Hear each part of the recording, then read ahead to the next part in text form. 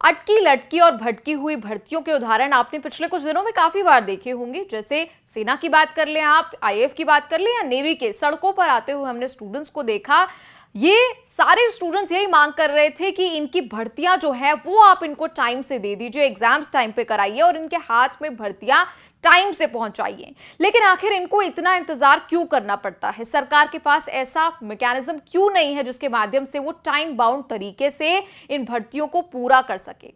देखिए, इसी पर बात करने के लिए आज हमारे साथ अनुपम है, युवा हल्ला बोल के अनुपम हमारे साथ मौजूद है, जो बात करेंगे इसी बारे में कि क्या एक वन स्टॉप सॉल्यूशन हो सकता है जो सरकार का उनको एक प्रपोजल कह लीजिए या एक सजेशन कह लीजिए।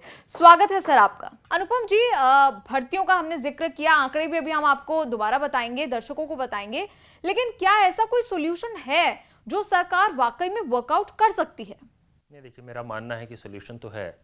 और जब हम भर्तियों की बात करते हैं, और मैं क्विकली थोड़ा सा उससे पहले का जो कॉन्टेक्स्ट है उसको आपके दर्शकों तक भी पहुंचाना चाहता हूं।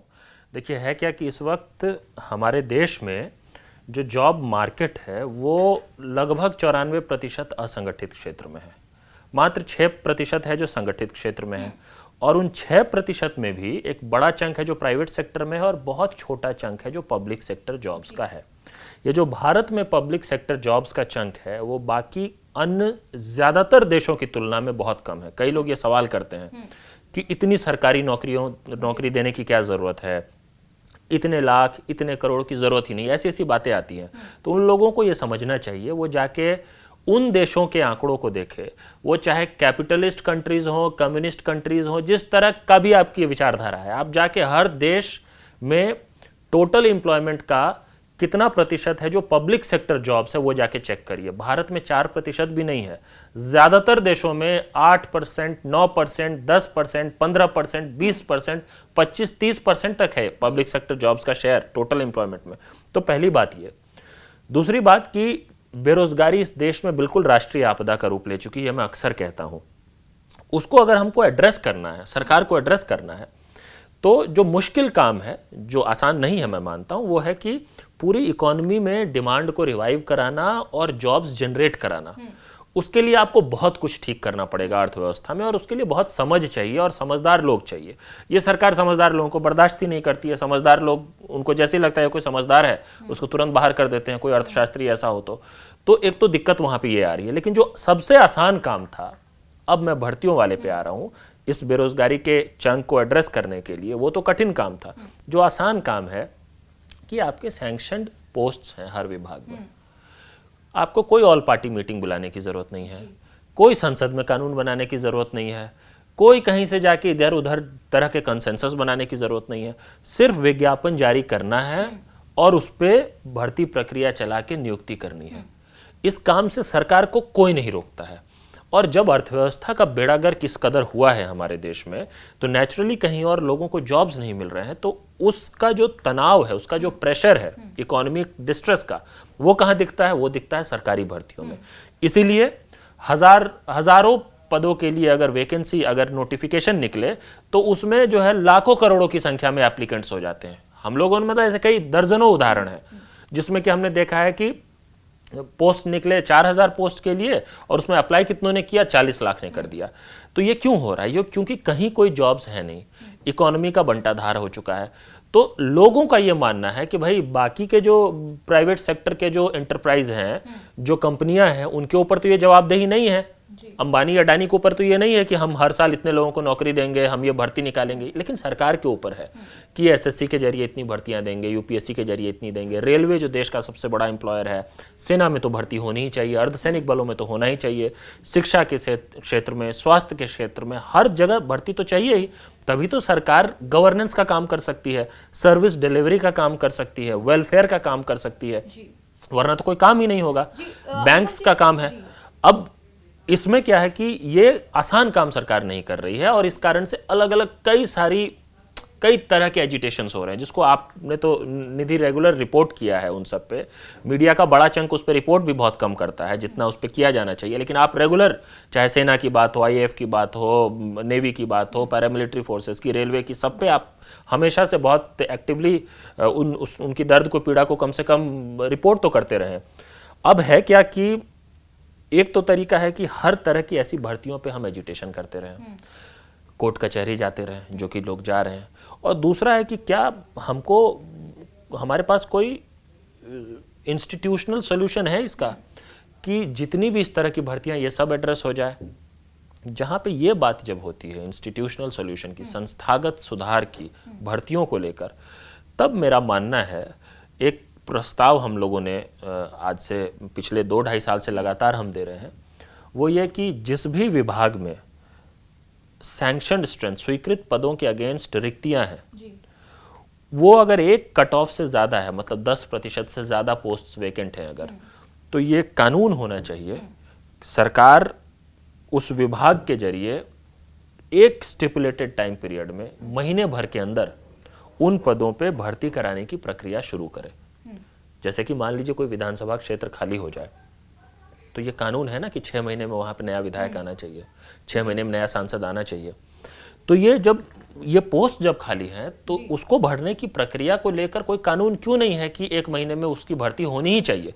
वो क्यों सालों साल खाली रह जाता है? अनुपम जी, जिससे पहले आप अपना पूरा सॉल्यूशन बताएं जो आप सरकार के सामने प्रेजेंट करना चाहते हैं, उससे पहले मैं ये पूछना चाहूंगी कि क्या अब तक ऐसा कोई मैकेनिज्म वर्कआउट करने की कोशिश भी की गई है कि इतने वक्त में हमें रिक्रूटमेंट का जो पूरा प्रोसेस है उसे रैप अप कर लेना चाहिए, या ताकि लोगों को जो उम्मीदवार होते हैं उनको किसी तरह की दिक्कत ना हो?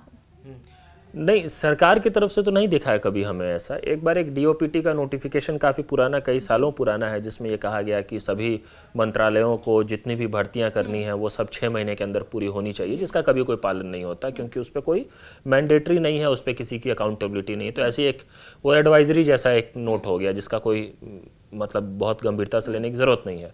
तो आज तो देखिए जो देश का बेरोजगार युवा है जो सरकारी भर्तियों के लिए अलग अलग तैयारी कर रहा है, वो सबसे ज़्यादा किन बातों से त्रस्त है? पहली बात तो ये कि भर्तियां निकलती नहीं है पद रिक्त होने के बावजूद। दूसरी बात, अगर भर्तियां निकल जाए तो भर्ती पूरी नहीं होती है समय से। साल, 2 साल, 3 साल, 4 साल, ऐसे ऐसे उदाहरण है हमारे पास जहाँ पे कि मतलब 8-8 साल, 10-10 साल से भर्ती पूरी नहीं हुई है। देखिए, क्योंकि आपने रिक्त पदों की बात की तो मैं पूरा डेटा लेकर आई हूँ आपके पास। एटलीस्ट हम तीनों आर्म्ड फोर्सेस की हम यहाँ बात कर लें, क्योंकि सबसे ज़्यादा जो शोर इस वक्त मचा हुआ है वो सेना के छात्रों में बेहद आक्रोश है, तभी वो सड़कों पर आज हैं। हमने न्यूज़ तक पे कवर भी किया है। 1 लाख से ज़्यादा टोटल वेकेंट पोजीशंस है तीनों सर्विस को मिलाकर। जो आपने आंकड़ा बताया सही है बिल्कुल।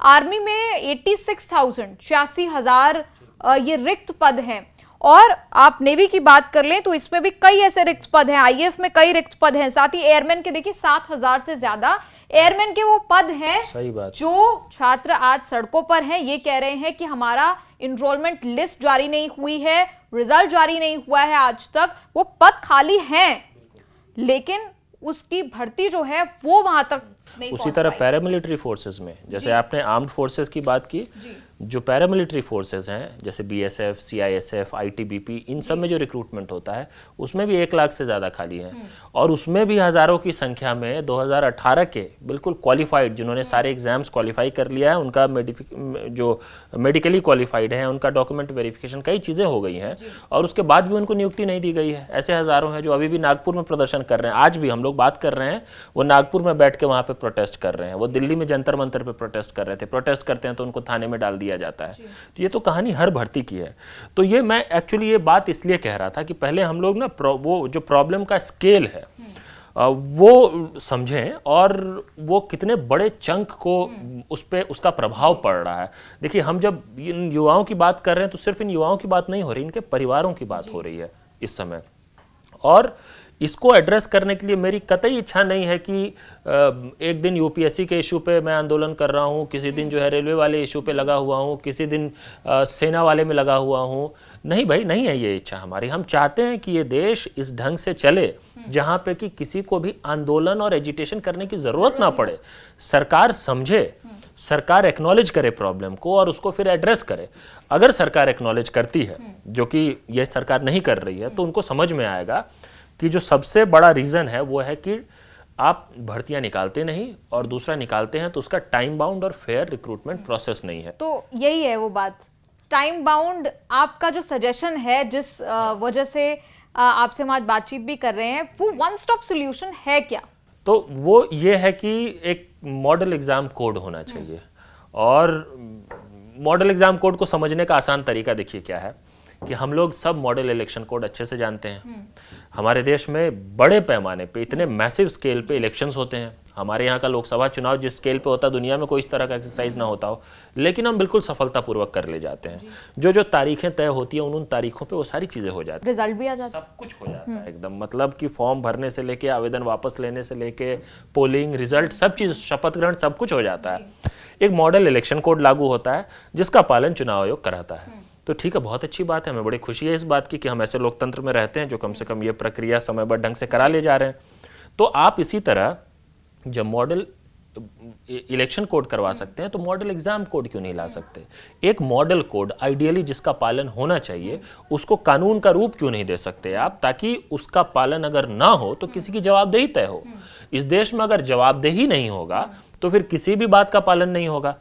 तो मॉडल एग्जाम कोड ये कहता है कि नंबर 1, किसी भी विभाग में जो कुल रिक्त पद हैं उसका एक पर्टिकुलर कट ऑफ, मान लेते हैं 10% से ज़्यादा अगर रिक्तियां हैं तो महीने भर के अंदर नोटिफिकेशन आए कि उस भर्ती को पूरा करना है, 1 महीने के अंदर।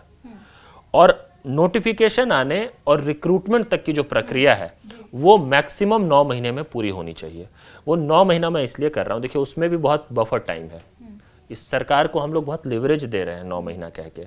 9 महीने में पूरा प्रोसेस कंप्लीट हो, from notification to joining of the candidate.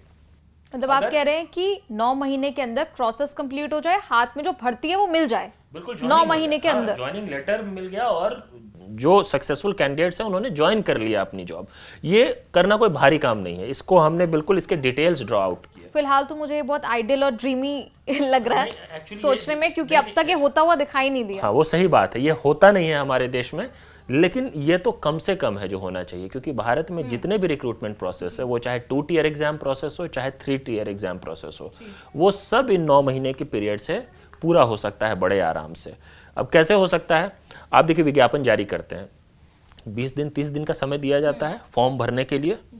2 महीने का समय तो कोई नहीं देता, 3 महीने का समय कोई नहीं देता। ठीक है, हम भी कह देते हैं आप 20 दिन का समय दीजिए। अब 20 दिन के समय में उन 20 दिनों में जिन जिनको आवेदन करना है, अप्लाई करना है, उन्होंने कर दिया।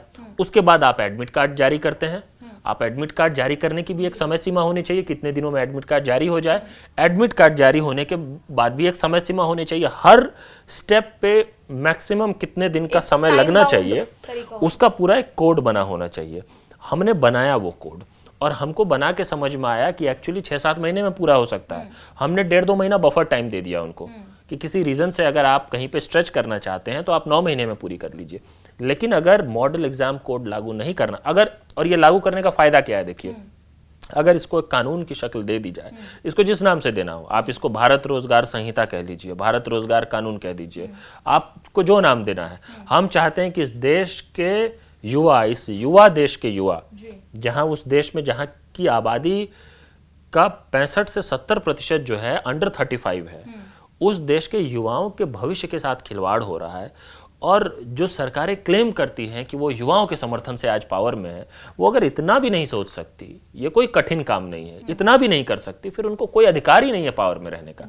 तो ये मॉडल एग्जाम कोड है, ये आप इसको आप भारत रोजगार संहिता कह लीजिए, आप इसको भारत रोजगार कानून कह लीजिए, लेकिन ये कानून है जो इस संसद को बनाने की जरूरत है कि 9 महीने में मैक्सिमम हर रिक्रूटमेंट प्रोसेस कंप्लीट होना चाहिए। और इस सब के अलावा एक जो सेकेंडरी चीज जो करने की जरूरत है, वो हमारी अभी टीम इस पे काम भी कर रही है, रिसर्च टीम, कि हर विभाग में जो रियल रिक्वायरमेंट है, अगर आप आइडियल बेंचमार्क देखें, फॉर एग्जांपल पुलिस डिपार्टमेंट, ठीक है, तो bureau of police research and development जो है वो कहती है कि भारत में पुलिस विभाग में लगभग 5 लाख पद रिक्त हैं।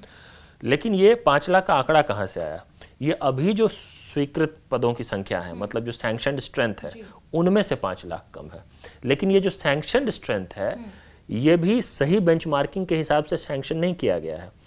अगर आप सही बेंचमार्किंग करें कि प्रति 1 लाख नागरिकों पे कितने पुलिसकर्मी होने चाहिए, खुद सरकार बताए कितने होने चाहिए, इसका एक बेंचमार्क है, दुनिया भर में फॉलो होता है, देश में भी कई ऐसे रिपोर्ट्स हैं। आप अगर उस रेशियो को फॉलो करें कि प्रति 1 लाख नागरिकों पे इतने पुलिसकर्मी होने चाहिए, तो हो सकता है कि पुलिस की जो रिक्त पुलिस विभाग में जो रिक्तियों की संख्या है वो 5 लाख ना हो, वो 20 लाख हो, वो अलग लेवल पे चला जाएगा पूरी तरह से। तो अभी तो हम फिलहाल ये कह रहे हैं कि ये मॉडल एग्जाम कोड, ये भारत रोजगार संहिता जो है, ये इतना सुनिश्चित करेगा कि भारत में हर सरकारी भर्ती समयबद्ध हो, निष्पक्ष ढंग से हो, और अगर ऐसा नहीं होता है तो इसके लिए जवाबदेही तय हो, और जो युवा हैं उनको ना सफ़र करना पड़े, उनको कंपनसेट किया जाए। अगर कोई इस प्रोसेस से रिक्रूट हो जा रहा है, सेलेक्ट हो जा रहा है और वो ज्वाइनिंग के लिए 2 साल से वेट कर रहा है, उसको सैलरी देना तो आपको शुरू कर देना चाहिए। ये उसकी क्या गलती थी कि वो घर पे बैठा हुआ है 2 साल से? तो सरकार की ये जवाबदेही होनी चाहिए। तो accountability, compensation for time bound and fair recruitment, ये होना चाहिए, ये भारत रोजगार संहिता बनना चाहिए। जी, तो आपने सुना युवा हल्ला बोल के अनुपम को, जिन्होंने बताया कि 9 महीने में कैसे रिक्रूटमेंट का जो पूरा प्रोसेस है उसे टाइम बाउंड तरीके से कराया जा सकता है, यानी कि ये मुमकिन है, ये इतना मुश्किल नहीं है, ये अनुपम कहते हैं। क्या आपको ये सुझाव अनुपम जी का अच्छा लगा? कमेंट्स में लिखकर जरूर बताएं और देखते रहिए न्यूज़ तक।